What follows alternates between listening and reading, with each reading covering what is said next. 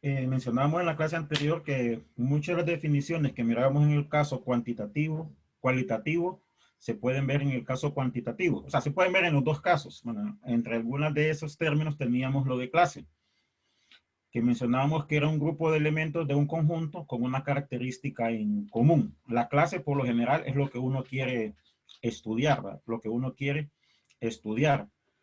Y distribución de frecuencia, pues igual que en el caso anterior, decíamos que era una agrupación de datos con clases, eso que mirábamos previamente, mutuamente excluyentes. Es decir, que si estaba en una clase o en grupo, no podía estar en otro. Y por lo general se presentaba como una tabla, una forma tabular, se suele decir, ¿verdad? Y considerábamos este ejemplo, ¿no? A diferencia del que habíamos visto previamente del estado civil, que era una variable cualitativa, lo que tenemos acá es una variable cuantitativa, que le podemos asignar un número, considerando la edad. Es básicamente casi la misma tabla.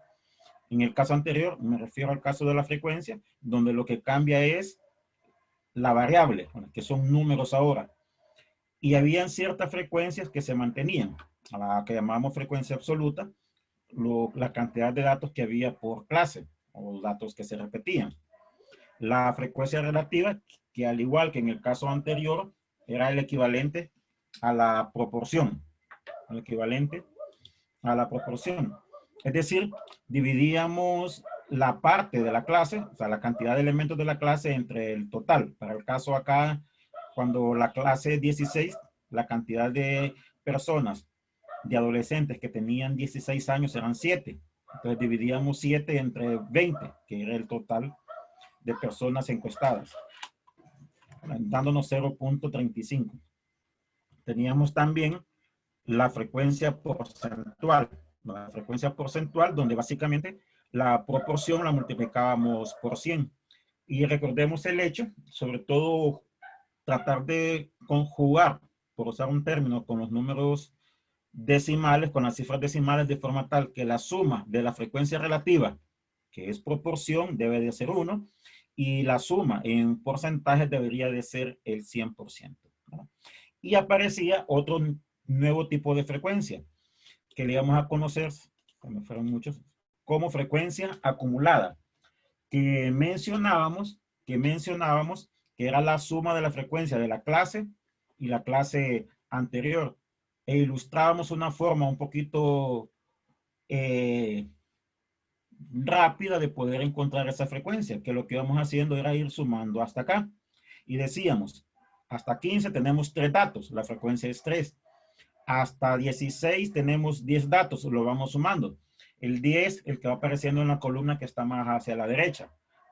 Hasta 17 tendríamos 18 datos. Vamos sumando las frecuencias, vamos sumando la cantidad de datos. Y hasta 18 tenemos 20 datos, ¿verdad? Y lo que hacíamos básicamente, si lo consideramos de esta forma, es sumar los datos en este sentido, ¿no? Sumar las frecuencias o datos en ese sentido, ¿verdad? La frecuencia le vamos a llamar frecuencia acumulada, que se suele representar con la letra F mayúscula, a diferencia de las anteriores, sobre todo la absoluta que utilizábamos, el F minúscula, ¿verdad?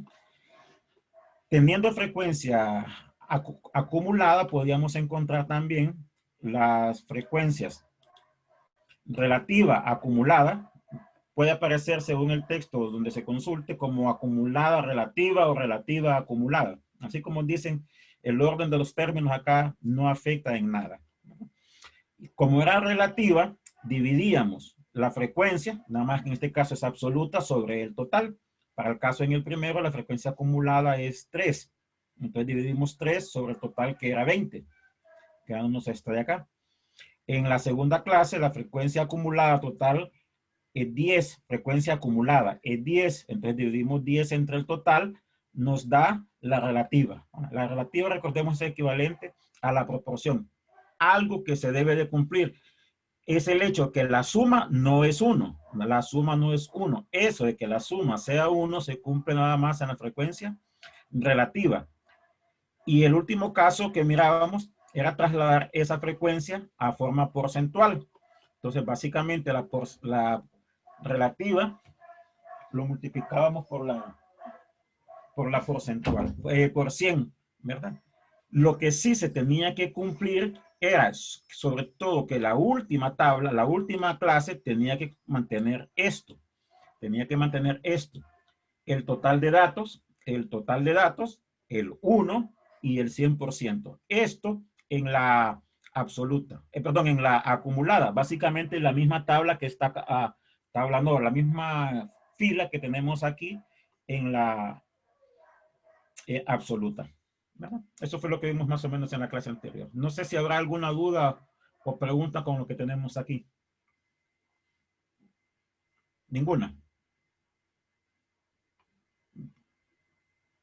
Bien, supongo que no, ¿verdad? Porque Lick, no. solo tengo una. Lick, Dígame. solo tengo una pequeñita. En la frecuencia acumulada, yo no estuve en la clase anterior. Eh, ¿Cómo era que dijo que se sacaba ese 15, ese 0,50, 0,90 y al final 1? Ok, Sí, en permítame ese. entonces, no hay problema, voy a retroceder algunos entonces términos de acá. Perdón, de retroceder estaba adelantando. Ok, si teníamos la frecuencia absoluta, para hallar la relativa, dividíamos la frecuencia entre total. Ahí estamos de acuerdo. ¿Sí? ¿Sí o sí? Sí, sí, Lick. Ok. Cuando dice Sí, relativa, Lick. es dividir ese tipo de frecuencia sobre el total. Entonces, si ya tenemos la acumulada, para hallar, el F mayúscula es acumulada. ¿Qué tendremos que hacer para hallar la relativa? Acumulada. Pues dividir la frecuencia entre el total. El total sigue siendo 20. Ir sumando. No, para la frecuencia acumulada va sumando. Solo tenemos acá abajo donde Sí. dice acumulada. Pero cuando ya es acumulada relativa, o en su defecto relativa acumulada, divide esta frecuencia entre el total. Notemos que acá dice frecuencia relativa acumulada.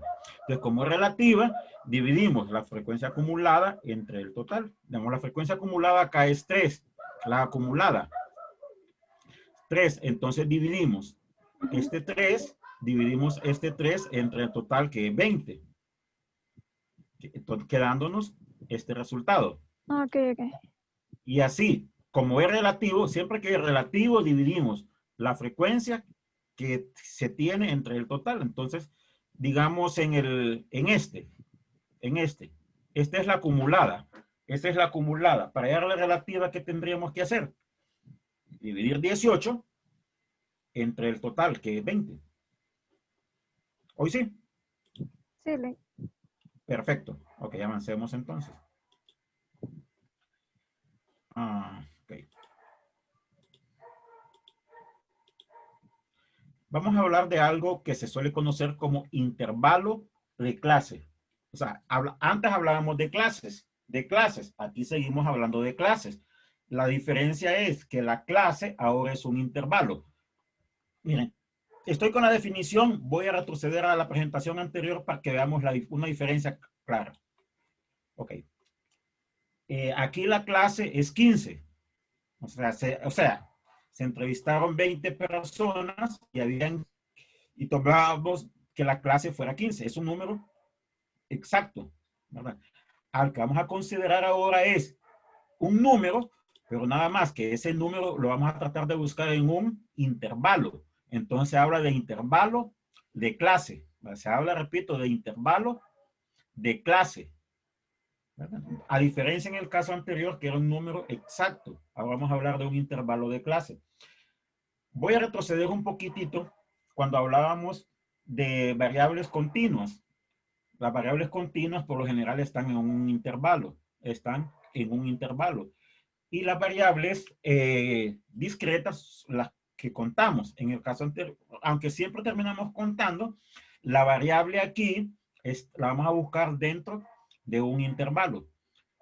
¿Cuándo usamos esto? Bueno, lo primero, cuando el número de valores que toma la variable, es decir, la frecuencia es muy, muy grande, o en su defecto es continua. Entonces, esas clases las vamos a buscar en intervalos. Esos grupos que vamos a formar los vamos a buscar en intervalos. En el caso anterior, que eran 15, me refiero a este, que eran 15, 16, 17 y 18, solo hay 4 valores. No se los distinguen, ¿verdad? Acá hay únicamente 4 valores. Entonces, como hay 4 valores, me refiero que toma la variable, podemos utilizar este tipo de frecuencias, de distribución de frecuencias con estas clases. Pero cuando los valores son muchísimos, o los datos, los valores son muchísimos, se suele utilizar intervalos. Imaginémonos algo así. Este es casi por excelencia el ejemplo. Se realiza una encuesta, nada más que a diferencia que lo que teníamos anteriormente, ahora se lo hacemos a 40 estudiantes y se les pide, se les consultó el número de horas que estudiaban a la semana, obteniendo estos resultados. Obteniendo estos resultados. Entonces, aquí lo que podríamos hacer, quizás al caso anterior, es ver cuántos valores son 36, buscar cuántos valores son 36, cuántos valores son 54, cuántos valores son 32 y así sucesivamente. Pero si nos fijamos bien, hay muchos valores o datos, como lo queramos ver, ¿verdad?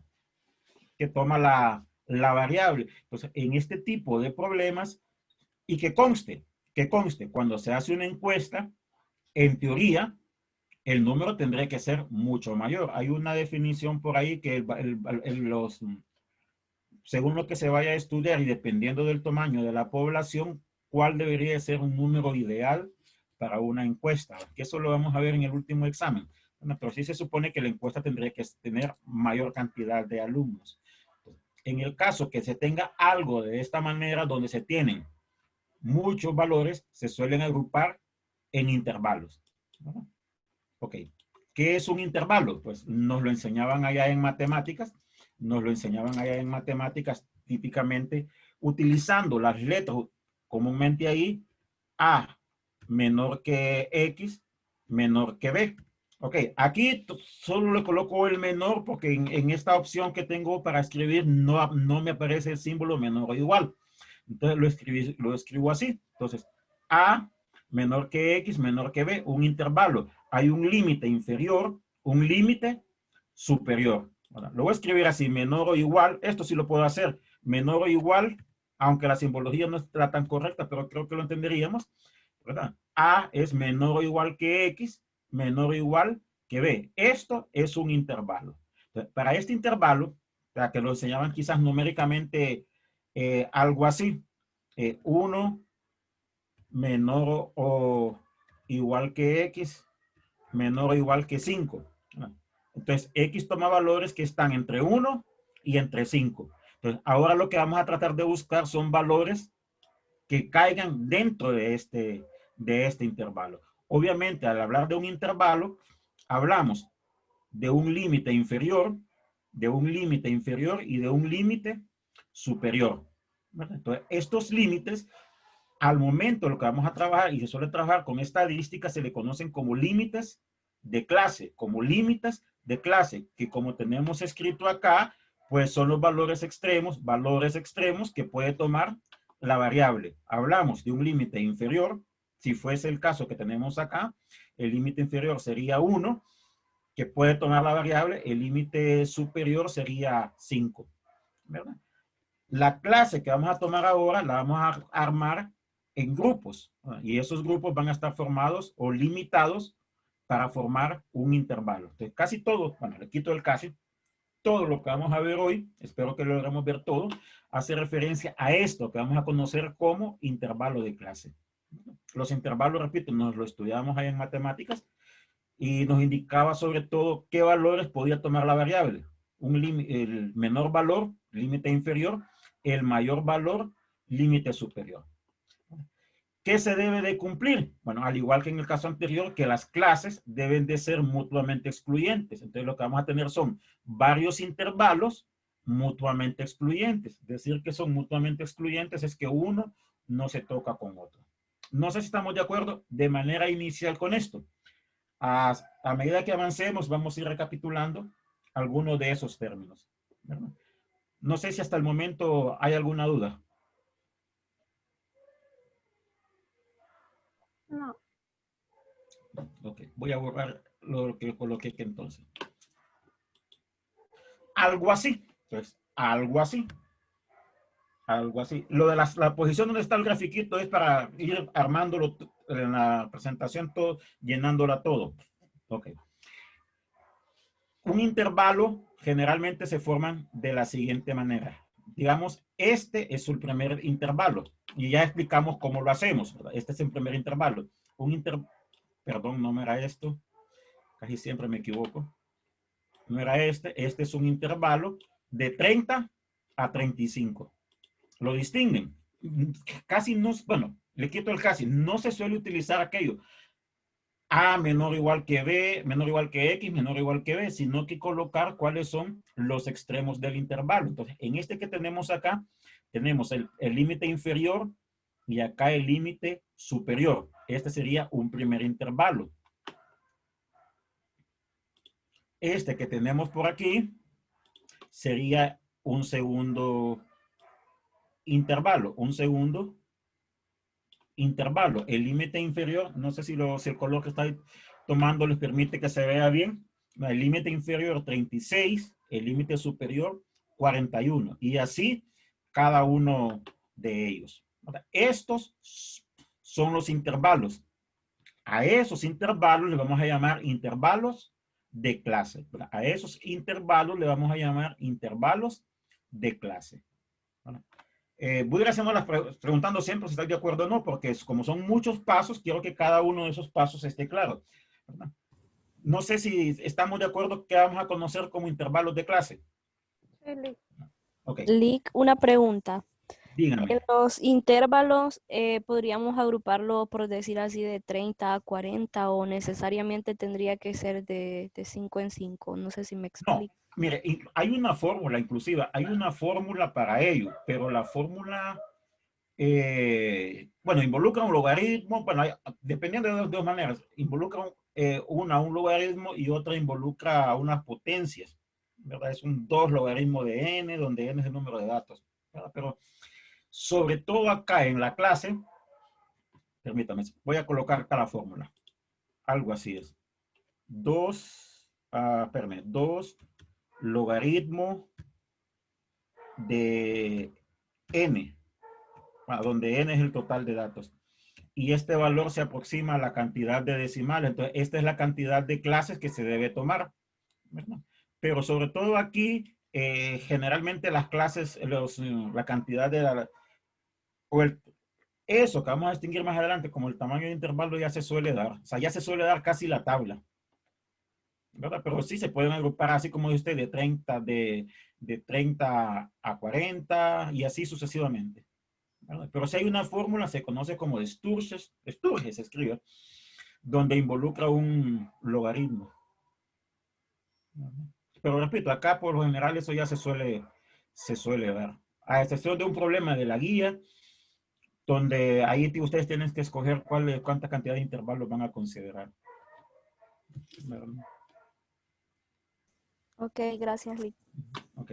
Bueno, tomando en cuenta esto, tomemos el primer intervalo. Miren, por lo general, bueno, sobre todo por la pregunta que hacía ella, la forma de poder armar las tablas va más o menos así. Va más o menos así. Miren, hoy en día con tanto software, resulta hasta tedioso, y usando un término medio extremista, medio ridículo tratar de hacer todo esto a mano, porque hoy, y precisamente esa es una idea de los laboratorios, que todo esto, introduciendo uno los valores numéricos, pues lo encuentra ese software. Entonces, pero la idea es la siguiente, se toma el menor valor, o sea, tendríamos que buscar de todos estos el menor valor. Ese menor valor es 30, aquí, en todo esto. Entonces, de ese primer valor, como es el menor, va a ser el límite inferior del primer intervalo. Y generalmente, pues precisamente por la pregunta que hacía alguien, uno escoge cada tanto va a ir el intervalo. Entonces acá los tenemos, si nos fijamos bien, de 5 en 5, de 30 a 35. Ok, acá no coloco 35 porque se supone que deben de ser mutuamente excluyentes y si está en uno, no está en otro. Entonces, más o menos así, de 30 a 35, considerar el entero siguiente acá, de 36 a 41, el intervalo va de 5, de 36 y 5 tenemos 41. Acá en la siguiente clase consideramos 42 por aquello de mutuamente excluyente, ¿no? Por aquello de mutuamente excluyente. Entonces, de 42 a 47, de 48 a 53 y así sucesivamente, ¿no? Aparte de esto, hay que ver cuál es el mayor valor que se tiene acá. Y el mayor valor es este de aquí, 65. Entonces, con esto, entre comillas, ¿verdad? Entre comillas, con esto tenemos, no sé por qué siempre me equivoco con esto de acá. Tenemos las clases. Entonces, si ya tenemos las clases, lo que hay que hacer ahora es ir contando los datos. Y una forma de irlos contando es más o menos así. Aquello con aquellas tipo de rayitas de ir tachando el número, digamos, contando más o menos así. 36, ¿en qué clase caería? En la segunda, ¿verdad? Después si puedo hacer eso aquí, que aquí sí creo que me va a salir. Ok, 36 está en la segunda clase, entonces 36 está aquí. Una X. 30 está en la primera clase, entonces está aquí. O sea, me refiero que vamos a ir tachando, ir contando los datos. O sea, como ya consideramos 36, permítame, lo voy a ir borrando. Como ya consideramos 36, tachamos este dato. 30 en la segunda clase. 47 está en la tercera clase, entonces ir tachando acá. 47. Permítanme ver si no agarré el tecla, esa opción acá. Acá, 47. Lo tenemos aquí. De ahí 60. Entonces tachamos ese 60. Aquello que hacemos normalmente de la rayita, así, ir eliminando 60. 60 está aquí.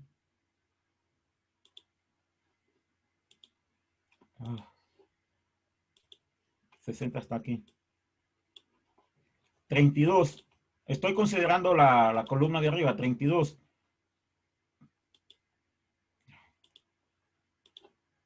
Ah, 32. Entonces 32. Ese 32 está en la primera clase, ¿verdad? Entonces escribimos el X aquí. En la primera clase. Y así sucesivamente. 35. 35. Lo tachamos. 35 estaría en la primera clase.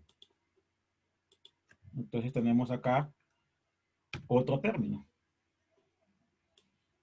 No sé si me captan la idea. Y al final, pues contar los datos. Hasta el momento, para esa primera clase hemos contabilizado 3 datos. Pero habría que buscarlos todos los demás aquí. No sé si estamos de acuerdo. Sí. Sí. O sea, a grosso modo, si me ayudan a ubicarlos, si no me equivoqué, espero que no.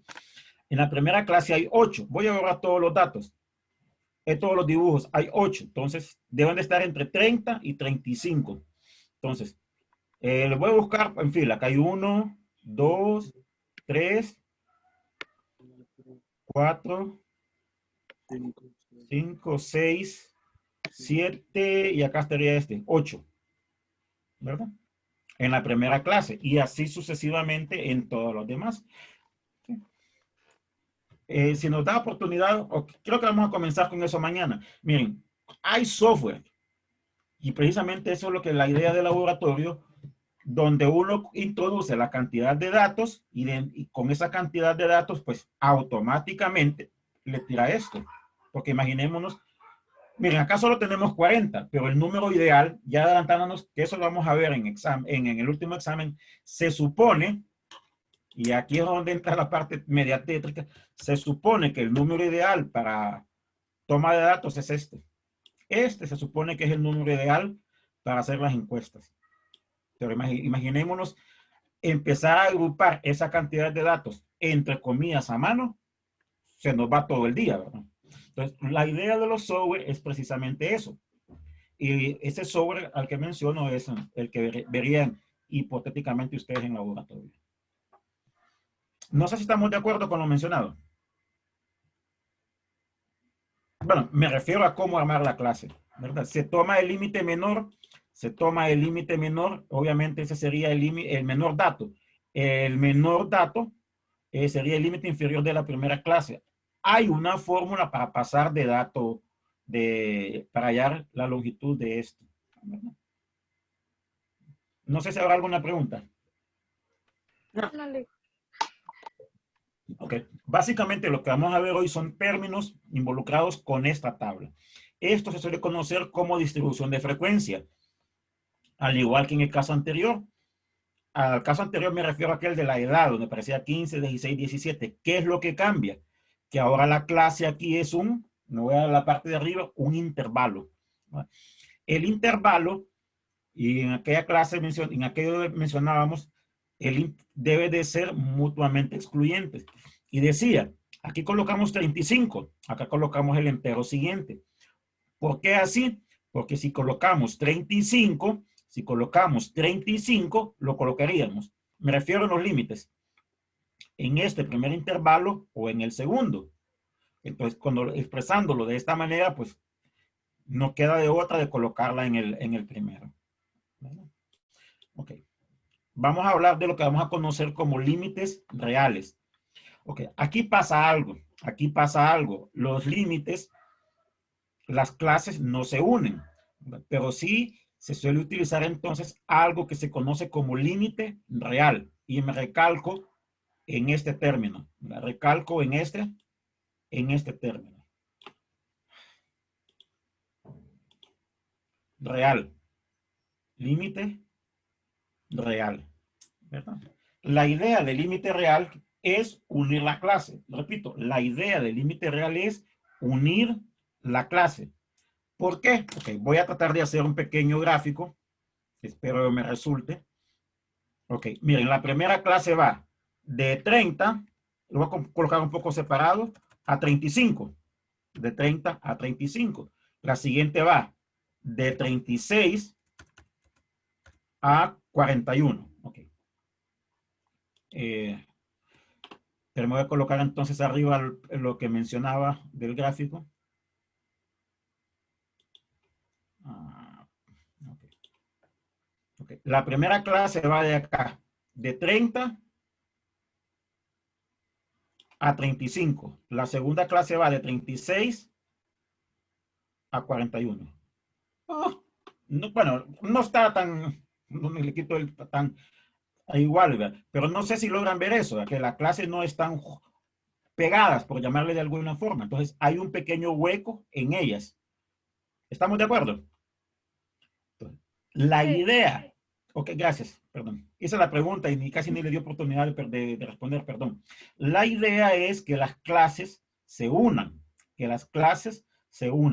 Y aquí lo voy a explicar de una manera más o menos así. Miren, la variable que estamos tomando es una variable continua, es horas. Y se supone que aquí lo que estamos considerando son valores enteros. Ajá, si una persona estudia 30 horas y media son 30.5, ¿verdad? Me refiero el media sería 0.5. Si uno estudia 30 horas, estaría en el primer intervalo. Si uno estudia 32 horas, estaría en el primer intervalo. Pero si uno estudia 35 horas con 20 minutos, ¿en qué intervalo está? Estaría en ese hueco. No sé si lo vemos. Sí, Entonces, la idea que se busca con estos los límites reales es unir las clases, Y hago la pregunta con algo así. El valor numérico que le mencionaba era 35 horas con 20 minutos. El 20 minutos serían .33 porque es un tercio. No sé si estamos de acuerdo. Sí. ¿Sí? Ok. Este valor generalmente, y si nos fijamos en los datos, todos los datos están en forma entera. Entonces, este valor es como que lo redondeáramos. Si este valor lo redondeamos, ¿en qué intervalo caería? ¿En el primero o en el segundo? Me refiero, lo redondeamos a entero. ¿En qué intervalo estaría? ¿En el primero o en el segundo? En el segundo.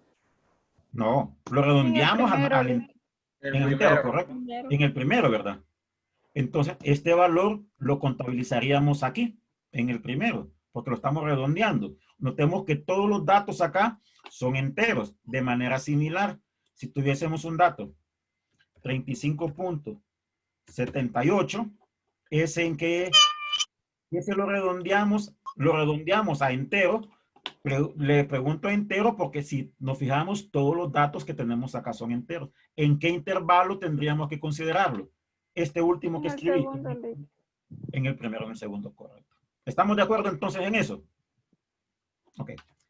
Si nos vamos a la tabla, voy a agarrar lo de los gráficos, si nos vamos a la tabla, una forma de poder hallar esos intervalos, la más fácil es esta. Como todos son enteros, la forma más fácil es restarle 0.5 a los límites inferiores y sumarle 0.5 a los límites superiores. Entonces acá tenemos ilustrado así. Creo que el color café, verde que busqué para el inferior casi no se distingue, pero la idea era la siguiente. Miren, en el primer intervalo, el límite es 30. Para el real le restamos 0.5, quedándonos hasta de acá. Lo que tenemos en esta casilla. Para el límite superior le sumamos 0.5, quedándonos esto de aquí. Esto si son enteros, porque si son enteros, pues la mitad de 1, porque es básicamente 0.5. A los inferiores le restamos 0.5, a los superiores le sumamos el 0.5. ¿Estamos de acuerdo? Es la forma más fácil de poderlo resolver. Entonces, este de acá sería el límite real. Y esto lo hacemos con todas las clases. Antes de verlo de todas las clases, no sé si estamos de acuerdo con esto de los límites reales. ¿Sí? Sí, Lick. Ok. Nos quedaría todo eso así en todas las clases. Y en eso de los límites reales ya hay algo que se cumple. Notemos aquí, 29.5, 35.5. Y generalmente, bueno, aquí voy a tener que hacerlo así, generalmente se tiene que este límite de acá coincide con este de aquí. Entonces ya la clase se unió. Entonces, la primera clase, considerando los límites reales, repito, considerando los límites reales, comienza en 29.5 la primera clase. ¿En qué valor termina la primera clase? 35.5. Pero en ese 35.5 donde termina la primera clase, comienza la segunda. Entonces la segunda clase comienza en 35.5 y termina en 41.5. Vic, una pregunta. Dígame. Ahí no son excluyentes. No, los excluyentes deben de ser aquí, en los límites, pero en los reales no. Ok. En los reales no. Sí, sí. Muy buena observación. Dicho sea de paso, no me he percatado, pero los que deben de ser excluyentes son donde dice arriba clases. En los límites reales no. Bueno, por la pregunta que hizo, valga la redundancia, le voy a hacer una pregunta. Bueno, la voy a contestar yo. Generalmente, cuando a uno le preguntan la edad, ¿cuánto dice? Vaya, voy a ser extremista, 25 años. 25 años. Bueno, tengo mucho más, obviamente. Pero si uno le preguntan la edad, generalmente dice algo así, 25 años. Pero realmente la edad no es esa. La edad podría ser 25 años. Si soy muy extremista, 8 meses, 6 días, Bueno, el día lleva acento, espérame que lo encuentre. 6 días, tantas horas, tantos minutos. Pero ¿qué es generalmente lo que uno dice? Algo así, 25 años. Entonces, la edad real es esta. ¿Sí o no? Ujú. Sí. Sí. ¿Verdad? Entonces, generalmente suele aproximarlo uno. No sé si estamos de acuerdo. Sí. Sí. Entonces, eso es Sí, lo que se persigue con las edades, con los términos reales. ¿Verdad? Ok. Lick, solo como una observación. En donde están los límites reales está un 47.7. No sé si es un error o... Sí, sí, no, Sí, sí, es ¿verdad? un error. Gracias, gracias. De nada. Sí, sí, sí, sí. Mira, esto es mucho. Sí, todos acá deben de ser .5. Sí, gracias por la observación. Generalmente los anoto acá. Tabla de frecuencias. Mil gracias. 47.7. Sí. Sí, tendría que ser el 5 también ahí. Sí. Bueno, de esta clase, de esto, nos van a interesar este término que vamos a conocer como marca de clase. La marca de clase es el punto medio. Es el punto medio de la clase. Según el texto que se utilice, suele aparecer X o suele aparecer M. Suele aparecer X o suele aparecer M. Acá le puse X. Y ese es el punto medio. O sea, ¿cómo hallamos el punto medio? Pues sumando los extremos, el límite inferior, el superior, dividiéndolo entre 2. Entonces, para la primera clase, el punto medio es 32.5.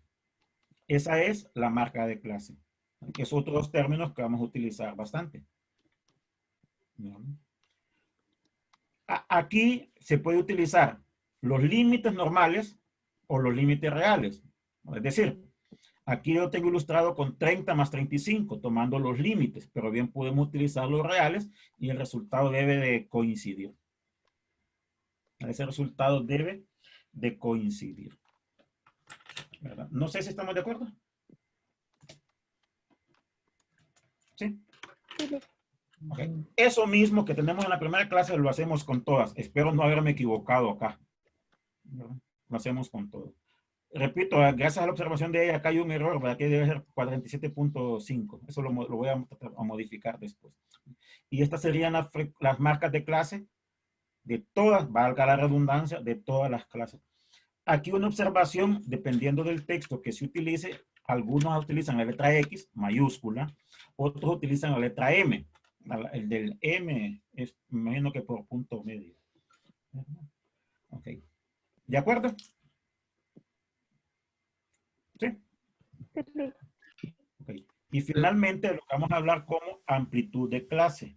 Como amplitud de clase. La amplitud de clase es la diferencia entre límites reales. O sea, no entre un límite inferior y un límite superior, sino entre límites reales. Pero los límites reales, esta es la definición que se suele dar. La definición que se suele dar, los límites reales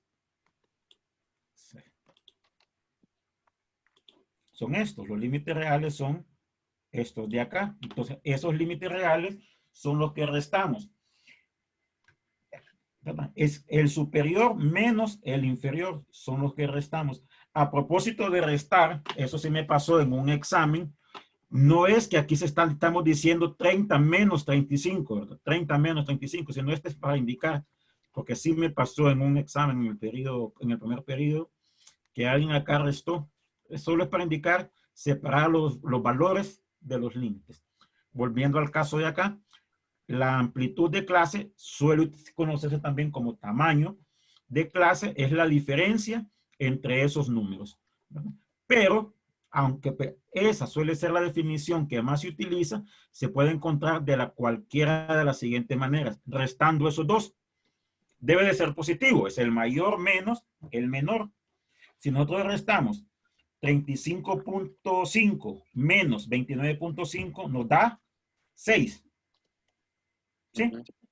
6. Pero ese 6, ¿qué es? lo que tenemos acá, se suele representar con la letra C. No sé si vieron el cambio acá. Aquí abajito, donde dice clase, al final suele aparecer. Espérenme, que estoy retrocediendo. C. C se suele representar con la letra C. De alguna fórmula que vamos a ver, esta letra C, que vamos a conocer como amplitud o tamaño, según el texto que se utiliza para hacer cualquier de estas formas, podemos hallarlas también de dos maneras diferentes, restando límites inferiores. Notemos que van de 30 a 36 hay 6, de 36 a 42 hay 6, de 42 a 46 hay 6, le podemos restar todos estos. O sea, podemos encontrarlos con los límites reales, podemos encontrarlos con las, me refiero con los límites inferiores, y también podemos encontrarlo con las marcas de clase. No sé si estamos de acuerdo. Sí. Ok, nos quedamos acá, pero espérense, no salimos todavía. ¿Se acuerdan las gráficas que vimos antes? Aquel diagrama de barras, pues igual vamos a ver acá. Estoy adelantándome que vamos a ver, también vamos a ver acá. Nada más que aquí, en vez de considerar aquella clase, consideramos el intervalo. Es un diagrama de barras, aparecen pegadas. El diagrama de líneas, lo vimos, ¿lo recuerdan? Diagrama de líneas, aparecen pegados acá, ¿verdad? Todo eso lo vamos a considerar. Otro tipo de gráfico que vamos a ver, también con diagramas de línea. No sé si estamos de acuerdo. Sí. O sea, todos los términos que mencionamos antes los vamos a utilizar para estos diagramas. Perdón, para estos diagramas. En eso del histograma utilizamos límites reales. El histograma es el diagrama de barras. Utilizamos límites reales. Para lo que vamos a conocer como polígono de frecuencia, lo que utilizamos es X. Era marca de clase, lo que mencionamos ahorita. Y para otro que vamos a considerar que se conocen como ojiva, necesitamos límites reales, pero el superior. Y a diferencia del caso que mirábamos antes, que eran frecuencias, acá utilizamos frecuencia acumulada. ¿Verdad? Eso lo vemos con detalle mañana. No sé si habrá alguna pregunta. Los temas estos sí o sí hay que irlos recordando.